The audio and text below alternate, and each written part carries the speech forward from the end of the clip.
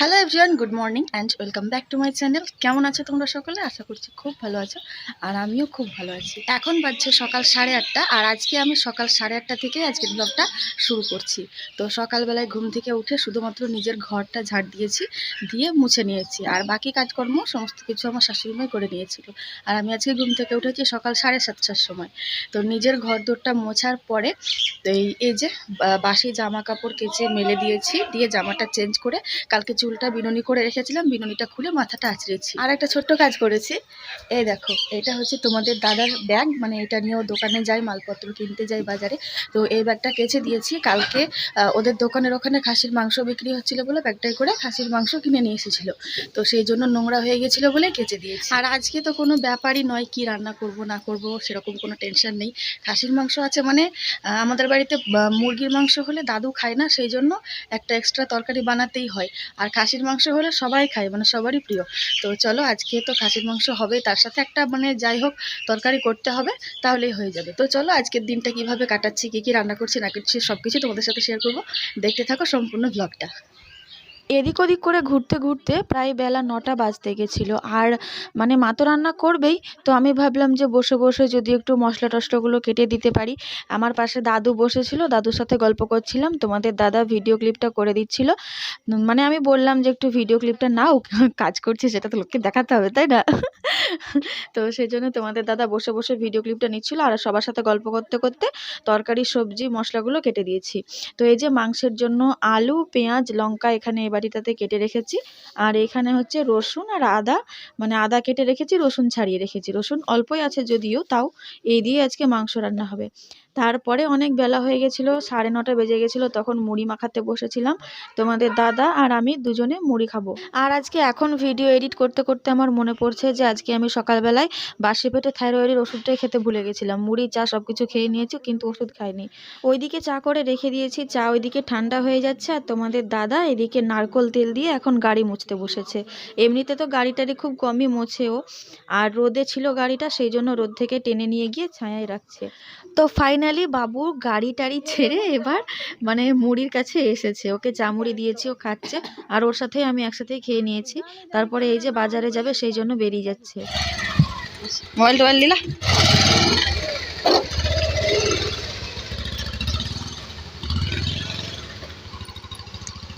তোমাদের দাদা বাজারে যাবে তাই বেরিয়ে গেল। আর এখন বাজছে বেলা 10:30। মা রান্না বসিয়েছে, মায়ের রান্না এখনো হয়নি। তো এইদিকে মা রান্না করুক, আর আমি এইদিকে মানে ঘরের বিছানা টিছানাগুলো গুছাতে আছে। দাদু টিভি দেখছিল, সেই জন্য বিছানা গুছানো হয়নি তোমাদের দাদা ঘুম থেকে ওঠার পরে। তো চলো ঘরে গিয়ে এখন আমি বিছানাগুলো গুছিয়ে ঘর দোর সুন্দর করে পরিষ্কার করে ঝাড় দিয়ে নেবো। আর সবজি টবজি কেটেছি, ওই জায়গাটা নোংরা হয়ে আছে, ওই জায়গাটাও পরিষ্কার করে নেব। ঘরের বিছানা ঝেড়ে ঘরের মেঝে ঝাড় দিয়ে বারান্দার মেঝে ঝাড় দিয়ে নিয়েছি। দিয়ে এখন আমি এসেছি উঠোনে, উঠোনটাকে পরিষ্কার করে ঝাড় দিয়ে নেব। তো উঠোনের নিচে জুতো টুতো রাখা ছিল, তো সেগুলো তুলে রাখলাম, রেখে এখন পরিষ্কার করে ঝাড় দিয়ে নেব। আর আমার শাশুড়ি খুবই চিকনি, মানে সবসময় বাড়িঘর চাকচিকন থাকবে এটাই পছন্দ করে। আর আমরাও হয়তো আস্তে আস্তে এরকম হয়ে যাব। এখন হয়তো অতটা চিকন নই, মানে যেটা সত্যি সেটাই বলছি তোমাদেরকে, পরে হয়তো হয়ে যাব আস্তে আস্তে এরকম চিকনি। আর বাড়িঘর পরিষ্কার রাখলে না মনটা একটু ফ্রেশ থাকে। তো চলো আজকের রান্না বান্না কি হয়েছে তোমাদেরকে দেখিয়ে দিই। এখানে প্রথমে আছে হাঁড়িতে সাদা ভাত, এটা হচ্ছে করলা, আলু আর কাঁচা কলা দিয়ে একটা তরকারি। আর এই দেখো, বড় বড় করে আলু দিয়ে একেবারে খাসির মাংসের ঝোল। তো মানে ঝোলটা একটু গাঢ়ই হয়ে গেছে। আর একটা মানে একরকম ঝোল হয় না খাসির মাংসের, যে তেল ভাসে ওপরে, আর মানে একেবারে হালকা পাতলা ঝোল, সাথে আলু আর মাংস, সেই রকম ঝোলটা খেতে আমার বেশি ভালো লাগে। তবে এটাও টেস্টি হয়েছিল। গোটা দেখো, আমার শাশুড়ি কিন্তু মানে সমস্ত শাশুড়ির থেকে মনে হয় একটু বেশিই ভালো। তো এরকম সারা জীবন থাকলেই আমি খুশি, মানে আমার খুবই ভালো লাগবে। তারপরে তো স্নান করব, তো স্নান করার আগে আরও একটু কাজকর্ম ছিল, তো সেইগুলোই করে নিই, তারপরে স্নান করব ভাবলাম। আর মা বলছিল বারবার খেয়ে নাও খেয়ে নাও খেয়ে নাও, আর আমি তো একটু আগে মুড়ি খেলাম, বলো এত তাড়াতাড়ি ভাত নিয়ে খেতেও পারবো না। তো সেই জন্যই আমি বললাম যে থাক, টুকটাক কাজগুলো করে নিই, দিয়ে স্নান করে তোমার ছেলে আসবে, তারপরে দুজনে দুজনে মিলে একসাথেই খাবো। আর এই জামা কাপড়গুলো একেবারে নোংরা হয়ে গেছিলো, এগুলো একেবারে না কাচলেই নয়। তো একটু গরম জল করতে বসিয়েছিলাম উনুনে, গরম জলটা ঢালার সময় তো দেখলেই মানে আমি কেটলিতে করে নিয়ে আসলাম, দিয়ে ঢাললাম, হাতে ছ্যাঁকাও লেগেছে।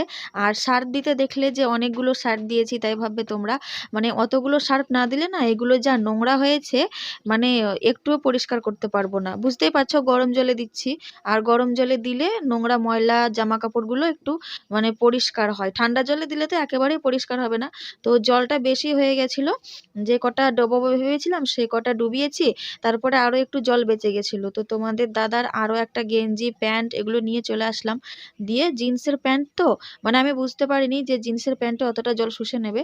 জিন্সের প্যান্টটা ডোবানোর পরে না আর জলই ছিল না, মানে প্যান্টটা ভালো করে ডোবানোই হচ্ছিল না। দিয়ে আবার আমি মানে আর একটা যেটা গেঞ্জি নিয়ে এসেছিলাম সেটা উপরে রেখে দিলাম, ওইটা আবার পরে কালকে কাচবো। প্যান্টটা ভালো করে ডোবেনি বলে আমি আবার যেগুলো আগে ডুবিয়েছি সেইগুলোকে একটু হালকা হালকা করে জল চিপে তুলে নিচ্ছি, তাহলে জলটা মানে বেড়ে যাবে, তখন প্যান্টটা আমি ভালো করে ডোবাতে পারবো। তো যাই হোক কষ্ট মষ্ট করে জামা প্যান্টগুলো ডুবিয়ে দিয়েছি কোনো রকমে। আর এবার এই বাসনপত্রগুলো দেখতে পাচ্ছ কলতলার চারিদিকে ছড়িয়ে ছিটিয়ে ছিল, তো সেগুলো এক জায়গায় গুছিয়ে নিচ্ছি, দিয়ে জল দিয়ে ভিজিয়ে নিচ্ছি। তো আমি ভেবেছিলাম বাসনপত্রগুলো আমি মাজবো, দিয়ে আবার আমার শাশুড়ি মা বললো যে না থাক, তোমাকে মাজতে হবে না, আমি মেজে দিচ্ছি। তো তারপরে জামা কাপড়গুলো আস্তে আস্তে কাচছিলাম। আমি কিন্তু কাজ ধীরে সুস্থেই করছিলাম, কিন্তু মানে ভিডিওটা স্পিড করেছি তো সেই জন্য বেশি স্পিড লাগছে দেখে। আর মা বারবার বলছিল যে অত জোরে জোরে মানে খুঁচে খুঁচে কাচিও না, তাতে অসুবিধা হবে, পেটের চাপ পড়বে।